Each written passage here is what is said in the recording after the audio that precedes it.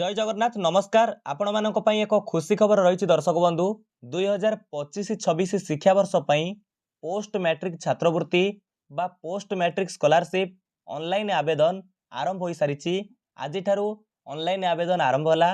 ए video रे आमे संपूर्ण विवरणी जानिबा पोस्ट मैट्रिक छात्रवृत्ति केउ माने आवेदन करि परिबे एवं 2025-26 शिक्षावर्ष ए स्कॉलरशिप केते तारीख पर्यंत आवेदन करा जिवो अर्थात लास्ट डेट अप्लाई रो शेष तारीख केते तारीख रही आमे जानिबा एवं केउ माने योग्य अटंती स्कॉलरशिप आवेदन करिया पई संपूर्ण विवरणी आपण माने वीडियो रे जानि परिबे। एठारे देखंतु प्रथम कथा ए जो सूचनाटी आसीछि ताहा होछि ओडिशा सरकार अनुसूचित जनजाति और अनुसूचित जाति उन्नयन एवं संख्यालघु संप्रदाय और पछुआ वर्ग कल्याण विभाग तरफ एठारे आपण माने देखि पारुथिबे लेखा जाइछि पोस्ट मैट्रिक छात्रवृत्ति आवेदन।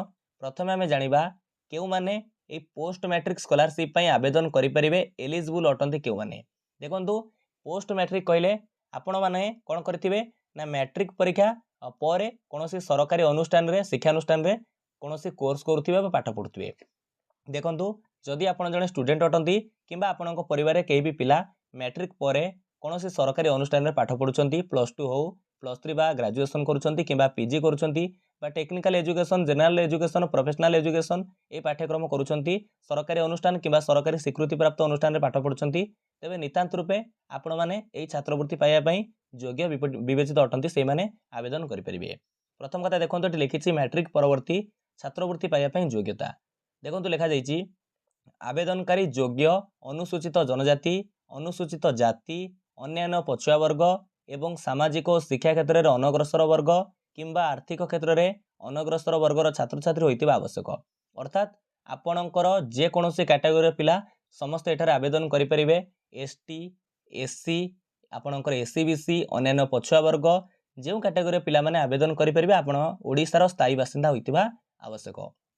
तापर से कहूँ एठार लिखा जाइछि से सरकारी किंबा सरकारी स्वीकृति प्राप्त शिक्षानुष्ठान रे जेनेराल किंबा टेक्निकल किंबा प्रोफेशनल उच्च शिक्षा पाठ्यक्रम रे अध्ययन करुथिबे आपण मैट्रिक परे कोनोसी सरकारी अनुष्ठान हो किंबा सरकारी स्वीकृति प्राप्त अनुष्ठान रु पाठ पढुथिबे कोर्स करुथिबे।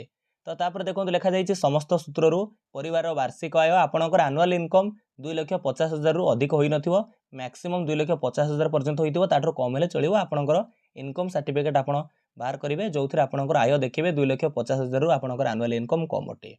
तापर से कहूछि अन्यान्य पछुआ वर्ग किंबा सामाजिक शिक्षा क्षेत्र में अनग्रसर वर्ग किंबा आर्थिक क्षेत्र में अनग्रसर वर्गर छात्र छात्री माने पूर्व परीक्षा रे आपणकर प्रीवियस एग्जाम रे आपण 50% मार्क रखिथवा दरकार। धरि नियंतु जो माने ग्रेजुएशन करूछंती से माने +2 रे कोन करथिबे जो माने रहिले एससीबीसी ईबीसी कैटेगरी पिला माने से माने तांकर लास्ट जो प्रीवियस एग्जाम रे 50% निहाती मार्क रखिथिबे ता माने से माने आवेदन करि परिबे। जदि 50% रु अधिक मार्क रखिछंती आपण आवेदन करि परिबे।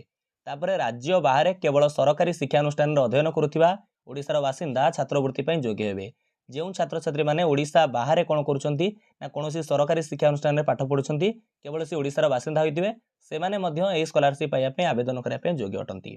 तापर से कहूछि देखंतु नूतन पंजीकरण एवं नूतन पाठ्यक्रम रे नवीकरण करिबा समय सारणी अर्थात ए जो स्कॉलरशिप आवेदन हबो केबेठर आवेदन आरंभ हो गलानी एवं केबे पर्यंत चलिबा मे जानिबा।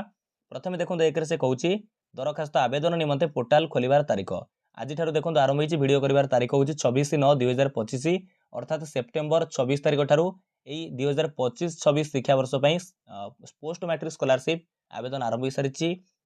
ऑनलाइन आवेदन आज ठारू आरंभ होइछि। तापर से कहूछि दरखास्त आवेदन करबा निमंते शेष तारीख लास्ट डेट टू अप्लाई से डेट होछि लास्ट डेट होछि 30/11/2025 अर्थात नवेम्बर 30 तारीख।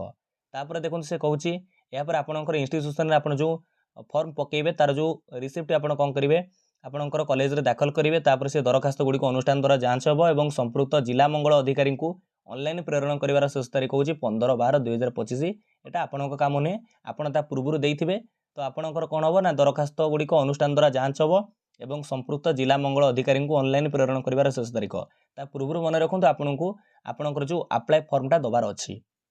तापरे संपृक्त जिला मंगल अधिकारी मानक द्वारा दरखास्त गुडी को ऑनलाइन मंजूरी करिवार शेष तारीख होछि 31/1/2026 भितर से आकु मंजूरी करिवे।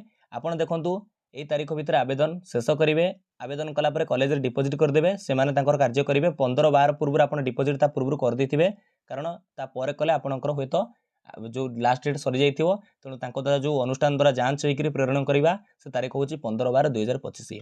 तेणु आमे वर्तमान जानिले ये होची पोस्ट मैट्रिक स्कॉलरशिप आपणकर आवेदन करिवार योग्यता एवं समय सारणी आमे जानिले। देखंतु दर्शक बंधु ए स्कॉलरशिप बा पोस्ट मैट्रिक स्कॉलरशिप ऑनलाइन आवेदन हो नुआ आवेदन हो किंबा आपण जदि पूर्व आवेदन करिथेल तार नवीकरण बा रिन्यूअल करबा को पड़िबो। एथि पे आपनकू www.scholarship.odisha.gov.in ए ऑफिशियल वेबसाइट को विजिट करबा को पड़िबो। आपण माने अपेक्षा करंतु आम चैनल रे आ गोटे नुआ वीडियो खूब शीघ्र अपलोड हो जिवो। आपनकू स्टेप बाय स्टेप प्रोसेस जणैबी किपरि आपण स्टेट स्कॉलरशिप पोर्टल को जाई पोस्ट मैट्रिक स्कॉलरशिप पई आवेदन करि परिबे। सेते पर्यंत विदाय दियंतु। नमस्कार। जय हिंद, जय भारत, जय जगन्नाथ।